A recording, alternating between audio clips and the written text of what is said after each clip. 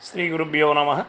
భగవద్గీత 5వ అధ్యాయం కర్మ సన్యాస యోగమనందు ఈవేళ మనం 27, 28వ శ్లోకాలను పరిశీలన చేసుకుందాం. స్పర్శాన్ కృత్వా బహిర్బాహ్యాన్ చక్షుచైవాంతరే భ్రువోః ప్రాణాపానౌ సమౌ కృత్వా నాసాభ్యంతరచారిణౌ యతేంద్రియమనోబుద్ధిర్మునిర్మోక్షపరాయణః విగతేచ్ఛా భయక్రోధో యసదా ముక్త ఏవ సః. భగవానుడు తెలియచేస్తూ ఉన్నాడు, ఎవడు వెలుపలనున్న శబ్ద స్పర్శాది విషయములను వెలుపలకే నెట్టివైచి ప్రవేశింపనీయక చూపును భ్రూమధ్యమున నిలిపి నాసికాపుటములందు సంచరించుచు ప్రాణ అపాన వాయువులను సమముగా చేసి ఇంద్రియ మనోబుద్ధులను నిగ్రహించి ఇచ్ఛాభయ క్రోధాదులు లేనివాడై మోక్షాసక్తుడై అనగా ఆత్మ మననశీలుడై ఉండునో అట్టివాడెల్లప్పుడూ ముక్తుడే యగును అని భగవానుడు మనకు ఆనతిచ్చారు. స్పర్శాన్ కృత్వా బహిర్బాహ్యాన్ అనగా శబ్దాది విషయముల యొక్క క్షేత్రము బహిర్ప్రపంచము జీవుని అంతర్క్షేత్రముకు హృదయమున ప్రవేశించుటకు వానికి ఏమి హక్కు కలదు? ఇది ప్రశ్న. మనం ఆ విధంగా ప్రశ్నేసుకోవాలి. విజ్ఞుడు ఈ విధంగా యోచిస్తూ ఉంటాడు, అవి ఎచటనున్నవో అచటనే ఉండుగాక అని నిశ్చయించి బాహ్య విషయములను లోనికి రానియక ఒకవేళ వచ్చినచో ప్రయత్నపూర్వకముగా బయటకు గెంటివైచును. అవివేకియు వానిని స్వేచ్ఛగా లోనికి రానిచ్చును. తత్ఫలితముగా విషయలోలుడై సంసారగత్వమున పడిపోతున్నాడు. కాబట్టి వివేకి ఇంద్రియ ద్వారముల కడ మనోద్వారముల కడ పారా ఏర్పాటు చేసి లోనికి పోకూడదు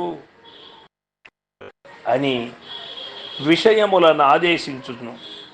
దృశ్యరూప అన్యరాష్ట్రమందుండు ఇంద్రియార్థములను హృదయ సామ్రాజ్యములోనికి రానియక సదా జాగరూకుడై ఉండును.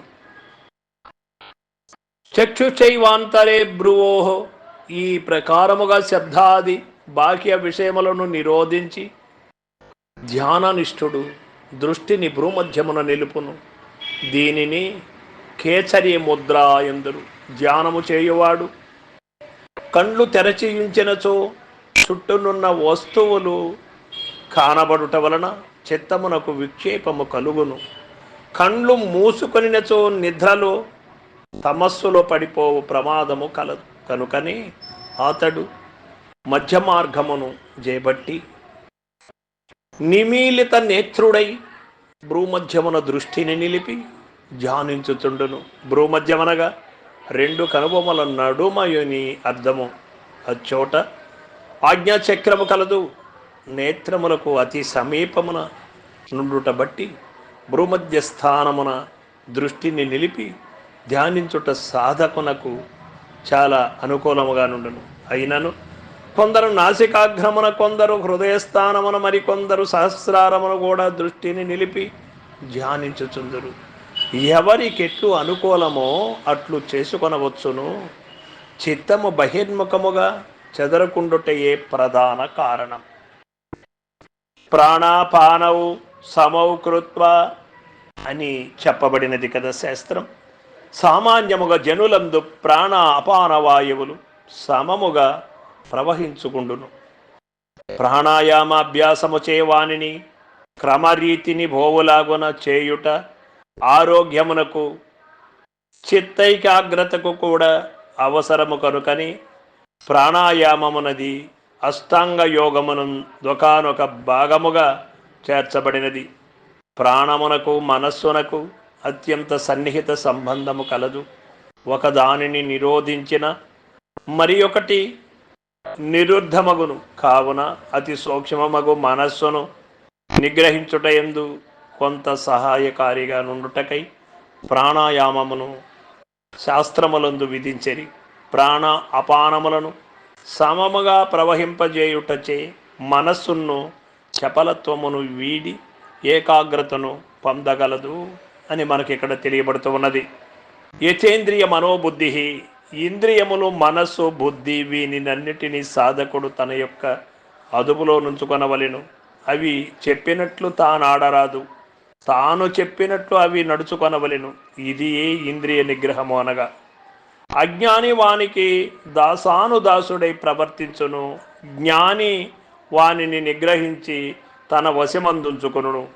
వాస్తవముగా తాను వాని ఎన్నిటికీ పైనున్న ఆత్మయే కాని లోబడి ఉన్న వస్తువు కాదు. ఈ సత్యమెరిగి అభ్యాస వైరాగ్య విచారణాదుల ద్వారా ఇంద్రియ మనంబులను స్వాధీనపరుచుకొనవలెను అని మనకు ఇక్కడ తేటతెల్లువైనది. మోక్షపరాయణ అనగా అజ్ఞానులు భోగపరాయణులై ఉందురు, ముముక్షువులు మోక్షపరాయణులై వర్తించుదురు. కైవల్య ప్రాప్తికి తీవ్ర ముముక్షత్వము అత్యవసరము. మోక్షము కొరకై పరితపించు వారికి మోక్ష లక్ష్మి సంప్రాప్తించును, కానీ స్వామరులకు కాదు. ఎప్పుడు నేను బంధము నుండి విడువడుదునా, ఎప్పుడు జనన మరణరహితముకు శాశ్వత పదవి నాకు సంప్రాప్తించునా అని తీవ్ర ఆవేదనతో పరితపించువానికి ముక్తి దారి చూపు దారి ముక్తి అనేది దరిదాపుననే ఉండును, ఎక్కడనో దూరంగా లేదు. భగవంతుని దర్శనము కాలేదే అని రాత్రింబగళ్ళు విలపించుచు కన్నీరు ధారధారగా ప్రవహింపజేసి దైవాయత్త చిత్తులై మెలగు మహనీయులెందరిని గూర్చియో మనము చరిత్ర యందు వినియున్నాము కదా. ఓరే మోక్ష, అటువంటి వారే మోక్షపరాయణులు. అట్టివారు ముక్తి సాధనములను అతి శ్రద్ధాభక్తులతో ఆచరించుచుందురు. విగతేచ్ఛాభైక్రోధ అనగా కామాది దుర్వాసనారాహిత్యమును గూర్చి ఇదివరకు ఎన్నిసార్లు భగవానుడు హెచ్చరించి ఉండిరి, ఇంకను మున్ముందును చాలాసార్లు చెప్పబోవును. కానీ నిర్మూలనము ఎవరికి? హృదయ శుద్ధికి, ఆత్మ జ్ఞానోదయమునకు అత్యవశ్యకము గనుక పదే పదే వానిని గూర్చి చెప్పుటకు కారణమైనది. కామము, క్రోధము, భయము ఈ మూడును దుర్గుణ సంగమునకు నాయకులు. నాయకులను జయించినచో తక్కిన వారు త్రుటిలో స్వాధీనపడగలరు కదా. ఈ మూడు దుర్గుణములు హృదయమును వదలిపోయినచో పాచి లేని సరోవరము వలెను, దుమ్ము తొలగిన అద్దము వలెను, మసి తుడిసిన చిమ్మి వలెను హృదయము నిర్మలమై భాషించును.